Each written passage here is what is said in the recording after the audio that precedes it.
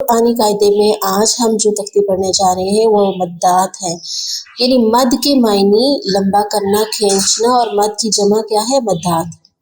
मद्दात को पढ़ने से पहले हम ये देखेंगे कि मद के असबाब क्या है, मद के यानी किस सबब की वजह से, किस वजह से मद होती है। तो मद के 3 असबाब हैं। कौन कौन से? हमजा, जज़म, शद। हमजा, जज़म, शद। और अक्सर आयात में मैं आपको कहती हूँ कि यहाँ पे बड़ी मद करनी है, यानी इसको ज़्यादा लंबा करना है, ज़्यादा खींचना है। आज हम उन मद्दात के बारे में देखेंगे कि उनके नाम क्या हैं। और जब भी हरूफ मद्दा के बाद सबब मद्दा में से, यानी सबब असबाब जो मैंने अभी आपको बताए, हमजा, जज़म या शद में से कोई हर्फ आ जाता है तो वहाँ पे मद होती है, ठीक है। ऊपर मद लिख दी जाती है, यानी कि इसको लंबा किया जाता है। तो साथियों, इनके कुछ नाम भी हैं।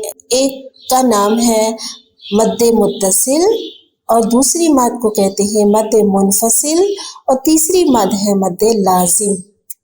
फिर से दोहरा लेते हैं, मद्दे मुत्तसिल, मद्दे मुनफसिल और मद्दे लाजिम। सुब्हानक अल्लाहुम्मा व बिहम्दिका नशहदु अल्ला इलाहा इल्ला अंता नस्तगफिरुका व नतूबु इलैक। अस्सलामु अलैकुम व रहमतुल्लाहि व बरकातुहू।